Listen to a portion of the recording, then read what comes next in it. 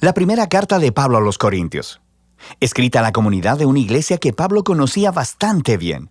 Corinto era una importante ciudad portuaria en el mundo antiguo y tenía muchos templos para los dioses griegos y romanos. Era un gran centro económico, así que Pablo fue ahí estratégicamente como misionero. Él pasó allí 1 año y medio conociendo a las personas, hablándoles acerca de Jesús, y una gran cantidad de personas se convirtieron en seguidores de Jesús y formaron una comunidad de iglesia. Puedes leer todo acerca de esto en Hechos capítulo 18. Así que después de algún tiempo, Pablo continuó su trabajo iniciando iglesias en otras ciudades y empezó a recibir reportes de que las cosas no iban bien en la iglesia de Corinto. Estaba plagada de toda clase de problemas y por eso escribió esta carta. La carta está dividida en 5 partes principales y un saludo final. Y estas 5 secciones principales corresponden a 5 problemas principales que Pablo está tratando. Así que la carta está compuesta como una colección de ensayos breves sobre diferentes temas, pero estas son las ideas centrales que unen todas las piezas. De manera que esto es lo que él hace en cada sección. Describe el problema y siempre responde a ese problema con alguna parte de la historia del Evangelio, que es la buena nueva acerca de Jesús. Y luego les muestra cómo ellos en realidad no están viviendo conforme a lo que dicen creer. Así que esta carta trata de cómo aprender a pensar sobre cada área de la vida a través de los lentes del Evangelio. De manera que empecemos y veamos cómo lo hace. En los capítulos del 1 al 4, el problema es que existen divisiones en la iglesia. Hay algunos otros maestros que han pasado por la ciudad desde que Pablo se fuera. Un hombre llamado Apolos, luego Pedro, los miembros habían elegido a sus maestros favoritos y se habían convertido en fanáticos alrededor de esos líderes, empezando a hablar mal y a faltarle el respeto a los hermanos que favorecían a otro líder o maestro. Así que la respuesta de Pablo a esto es un poco sarcástica y aguda. Él les dice, ustedes deben estar bromeando. La iglesia no es un concurso de popularidad. La iglesia es la comunidad de personas que están centradas en Jesús. Sus líderes y maestros son simplemente siervos de Jesús. Así que, aunque puedes preferir a un líder más que a otro, no vale la pena que se dividan por ello, y con menos razón que hablen mal los unos de los otros. El centro de la iglesia es Jesús, las buenas nuevas sobre quién es Él y sobre lo que Él ha hecho. En los capítulos del 5 al 7, Pablo trata con un problema relacionado al sexo. Había varias personas acostándose con otros en la iglesia. Un hombre con su madrastra y otros todavía adoraban a los dioses griegos en los templos locales, acostándose con las prostitutas que trabajaban ahí. Y no solo eso, sino que había personas en la iglesia que decían que eso estaba bien. Ellos decían, «Hey, somos libres en Cristo, la gracia de Dios no tiene fin», ¿cierto? Entonces no hay problema. Y Pablo dice que sí hay problema. Y con el Evangelio en la mano, les muestra qué tan equivocada está esa forma de pensar. Él les dice, recuerden que primero que nada, Jesús murió por sus pecados, incluyendo la ruina de las relaciones rotas causadas por la inmoralidad sexual. Así que, si eres cristiano, la integridad sexual es una de las principales formas en las que respondemos al amor y a la gracia de Jesús. Pablo también les recuerda que así como Jesús fue físicamente levantado de entre los muertos, nuestros cuerpos también lo serán. Lo que esto significa es que si tu cuerpo está siendo redimido por Jesús, tanto ahora como en el futuro, lo que haces con tu cuerpo sí importa. Importa mucho.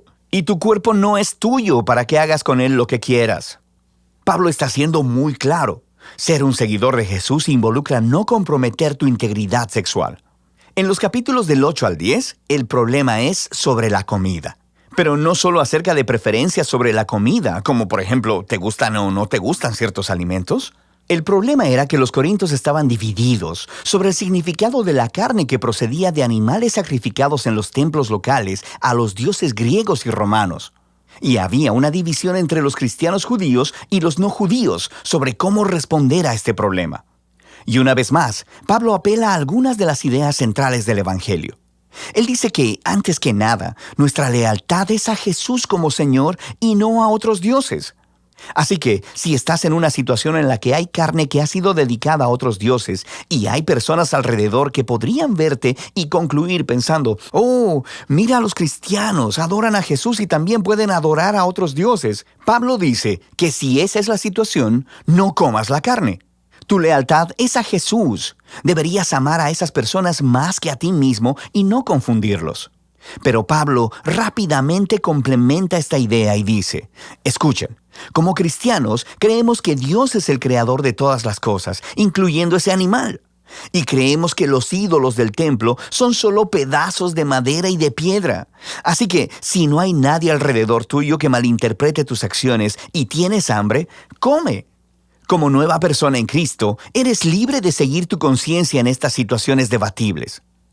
¿Qué hace que esté bien comer en una situación y no en la otra? El principio central es el amor. El amor se negará a sí mismo y buscará el bien de los demás.